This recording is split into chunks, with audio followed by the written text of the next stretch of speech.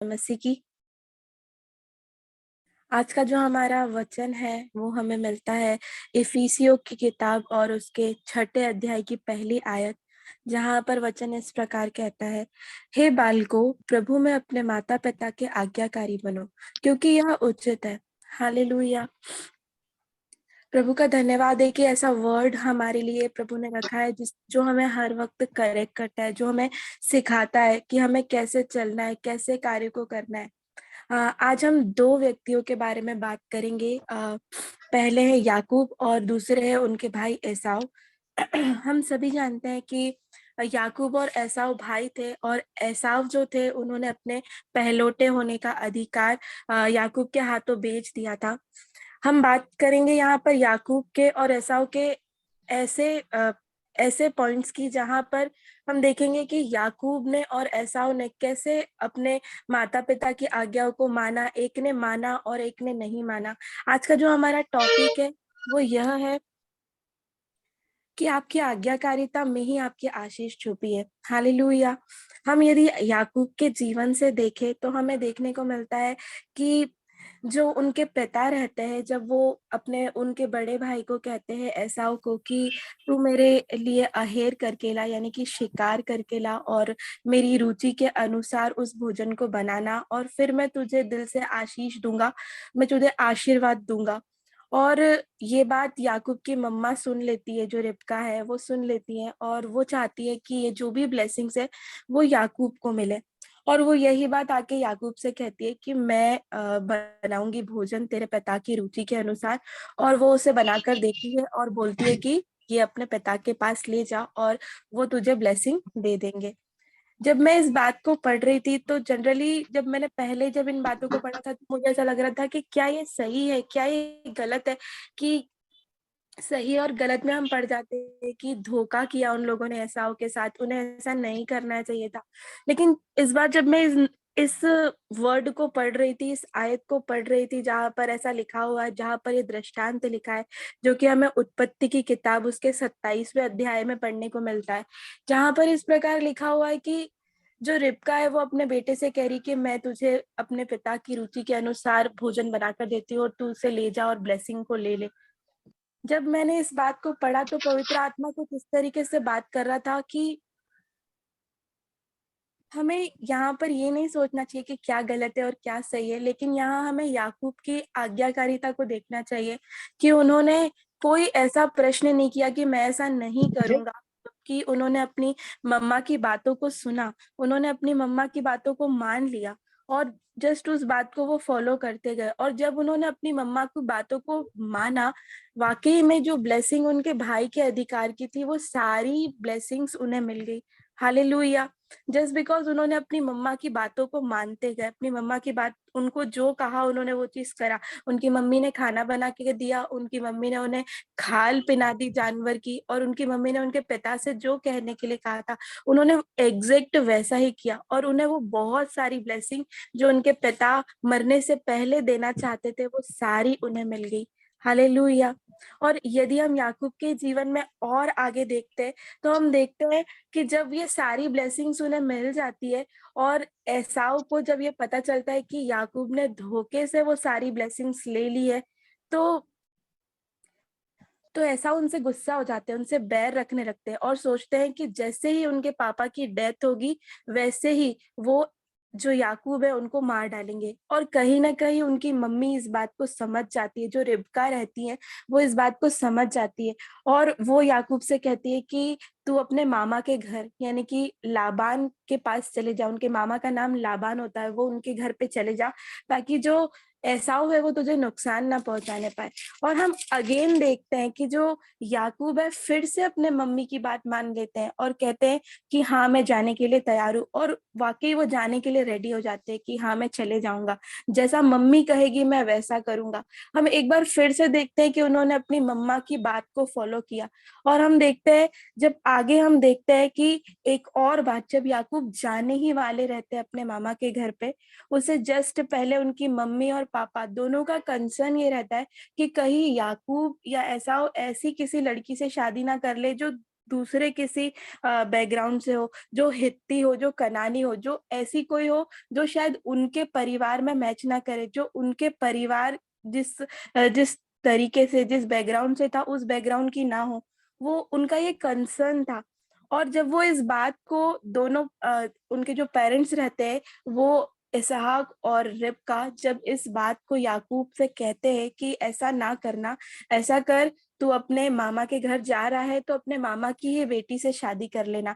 और हम लोग जब उत्पत्ति उसके 28 अध्याय और उसकी छठी आयत में पढ़ते हैं, जहाँ इस प्रकार लिखा है, जब इसहाक ने याकूब को आशीर्वाद देकर पद्मराम भेज दिया कि वहीं से पत्नी लाए, और उसको आशीर्वाद देने के समय यह आज्ञा भी दी कि तू किसी कनानी लड़की से विवाह न कर लेना। हालेलुया।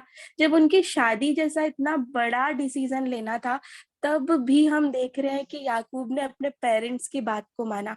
उन्होंने ये बात को नहीं देखा कि मैं शायद कहीं जा रहा हूँ, मुझे कोई पसंद आ जाएगा या कोई आ जाएगी, लेकिन उन्होंने वैसा नहीं सोचा। उन्होंने उनके पेरेंट्स ने जो उनसे कहा था, उसको आज्ञा के रूप में लिया, और वैसा ही उन्होंने अपने जीवन में किया भी। हालेलुया। लेकिन उसी के विपरीत जब हम एसाव के जीवन में देखते हैं, जो कि याकूब के बड़े भाई थे, पहली चीज तो उन्होंने अपने पहलौठे होने का अधिकार सिर्फ एक भोजन के लिए, एक थोड़ी थकान होने के कारण अपने छोटे भाई के हाथों भेज दिया था। लेकिन एक बात जो मुझे बहुत ज्यादा पिन कर रही थी, वो ये थी कि एसाव ने, क्योंकि उनके पेरेंट्स ने याकूब, उनके जो पापा है, उन्होंने याकूब को ब्लेसिंग दे दी थी, इसीलिए कहीं ना कहीं उनके मन में याकूब को लेकर बहुत बैर हो गया था। और अपने पेरेंट्स से भी वो बहुत ज्यादा डिसअपॉइंट हो गए थे, कि उन्हें ऐसा लग रहा होगा शायद कि मेरे पेरेंट्स याकूब को ज्यादा प्यार करते हैं।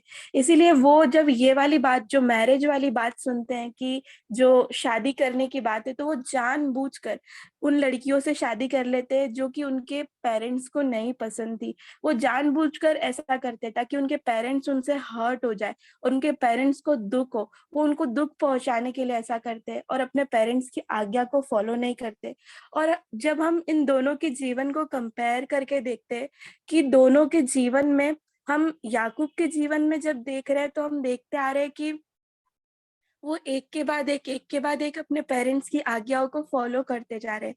और जैसे ही एसाव के पास चांस आया कि उन्हें अपनी मम्मी पापा की बात को मानना चाहिए था, वो अपने मम्मी पापा की आज्ञा के अनुसार शादी कर सकते थे, लेकिन उन्होंने जानबूझकर अपने मम्मी पापा को हर्ट करने के लिए ऐसा किया।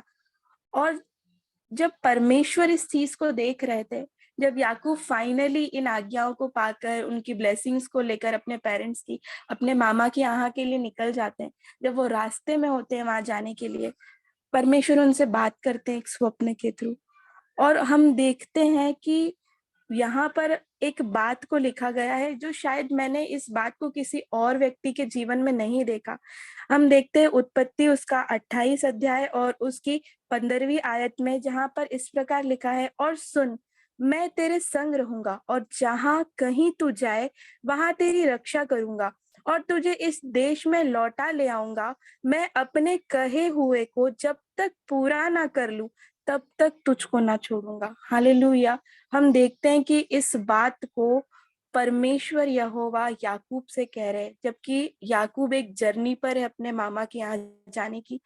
और क्योंकि वो देख रहे हैं, हम देख रहे हैं ना कि परमेश्वर इस बात को कब कहते हैं, जब वो हमसे प्रसन्न हो जाते हैं। हम देख रहे हैं कि याकूब ने आज्ञाकारिता के कारण, अपने पेरेंट्स की बात को मानने के कारण, उन्होंने परमेश्वर को प्रसन्न कर दिया।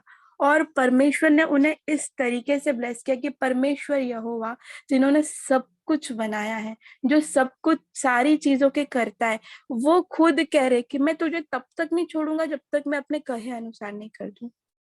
हालेलुया।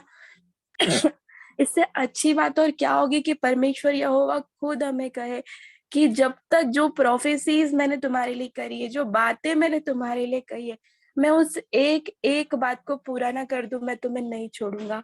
हम याकूब के जीवन में उस बात को देखते हैं, क्योंकि उन्होंने अपनी ओबीडियंस के कारण परमेश्वर को प्रसन्न कर दिया था। क्योंकि हमने इन 2 अध्यायों को जितना पढ़ा, उसमें इसके अलावा कोई ऐसी बात नहीं लिखी हुई है कि जिससे परमेश्वर यहोवा या याकूब के जीवन से प्रसन्न हो जाए। क्योंकि याकूब ने तो अपने भाई को धोखा दे दिया, याकूब ने तो अपने भाई के लिए अपने भाई के अधिकार को चुरा लिया। लेकिन स्टिल परमेश्वर यहोवा याकूब के स्वप्न में आके उससे कह रहे कि नहीं, मैं तुझे नहीं छोड़ूंगा जब तक मैं तुझे ब्लेस ना कर दूं। हालेलुया। यहाँ सचमुच हमें सीखने की जरूरत है कि सिर्फ उसकी लाइफ का ओबीडियंस अपने पेरेंट्स को लेके परमेश्वर यहोवा को प्रसन्न कर दिया। उसने उस ओबीडियंस ने परमेश्वर यहोवा को प्रसन्न कर दिया। दूसरी ओर जब हम एसाव के जीवन से देखते हैं तो एसाव के लिए ऐसी कोई बात को नहीं लिखा गया। हम ये नहीं देख रहे, हम ये भी देख सकते हैं इसमें कि एसाव के जीवन में भी वो पॉइंट आया था जब वो उस आज्ञाकारिता को मान सकता था, अपने पेरेंट्स की बात को मान सकता था, लेकिन उसने अपने पेरेंट्स को हर्ट करना चूज करा, उनकी बात को नहीं मानना चूज करा। दैट्स वाई उसके जीवन में वो ब्लेसिंग्स नहीं थी जो याकूब के जीवन में थी। आज मुझे और आपको इस बात को सीखने की जरूरत है, चाहे हम अपनी एज के किसी भी पड़ाव में हो, लेकिन हमें इस बात को अपने जीवन में जांचने की आवश्यकता है कि क्या हम अपने पेरेंट्स के लिए आज्ञाकारी है, क्योंकि जो परमेश्वर को प्रसन्न करने का तरीका है उसमें से एक बात आज्ञाकारिता भी है। यदि हम अपने माता पिता की रिस्पेक्ट करते हैं, यदि हम अपने माता पिता के प्रति आज्ञाकारी होते हैं, ऐसा हो ही नहीं सकता कि हमारी ओबीडियंस के कारण परमेश्वर प्रसन्न ना हो। और ये बात जो उन्होंने याकूब के लिए कही है कि वो जब तक उसे छोड़ेंगे नहीं, जब तक वो उसे ब्लेस नहीं कर देते, निश्चित वो चीजें हमारे लिए भी होंगी। निश्चित वो बातें, इवन मैंने तो सिर्फ इसमें से एक ही बात आपको कही है, इसमें और भी ब्लेसिंग्स को लिखा हुआ है जो अब्राहम के जीवन में थी, जो इसहाक के जीवन में थी। उन ब्लेसिंग्स को और भी परमेश्वर ने कन्वर्सेशन करते हुए लिखा हुआ है, लेकिन उसमें से मैंने सिर्फ एक बात को लिया है कि परमेश्वर उसे नहीं छोड़ेंगे जब तक उसे ब्लेस ना कर दे। आज मेरे और आपके जीवन में भी यही बात है। यदि हम अपने पेरेंट्स के प्रति आज्ञाकारी होंगे तो निश्चय ये ब्लेसिंग्स हमारे लिए रखी हुई है, क्योंकि परमेश्वर तो देने के लिए ही बैठे हुए हैं।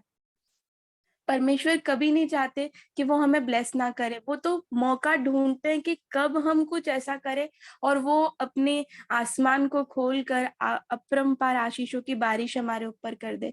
वो जस्ट मौका ही देखते हैं कि हम कुछ ऐसा करें तो सही, हम कुछ ऐसा एफर्ट लगाए तो सही जिससे वो हमें ब्लेस कर दे।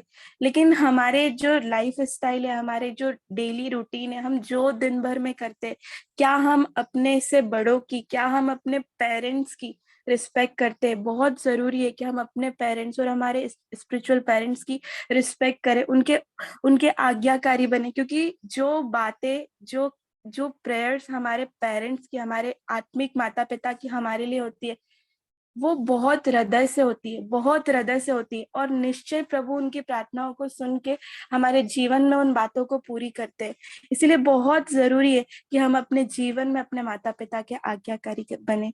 और इस वर्ष को जिसमें लिखा है कि हे बालको, प्रभु में अपने माता पिता के आज्ञाकारी बनो, क्योंकि यह उचित है, ये वाकई उचित है। इवन उचित के साथ साथ ये बहुत ज्यादा आवश्यक है हमारे जीवन के लिए कि हमारे जीवन में आज्ञाकारिता हो अपने से बड़ों के लिए। हालेलुया। आज का वचन यही था और मैं आप लोगों से यही कहना चाहती थी, क्योंकि पवित्र आत्मा ने मुझसे इस वचन से जिस प्रकार बात करी है, मैं आशा करती हूँ, मैं विश्वास करती हूँ कि आज आप सबसे भी प्रभु इसी प्रकार बात करेंगे और निश्चय हम अपने जीवनों को जांचेंगे कि हमारे जीवन में वो आज्ञाकारिता है कि नहीं। और यदि नहीं है तो हम प्रार्थना करेंगे पवित्र आत्मा से कि हमारे जीवन में वो आज्ञाकारिता आने पाए, और निश्चय फिर वो जो ब्लेसिंग्स याकूब के जीवन के लिए प्रभु ने रखी है, निश्चय वो हमारे जीवन में होनी ही होनी है। हालेलुया। आज का वचन यही था। आप सबों को प्रभु के नाम में जय मसीह की। और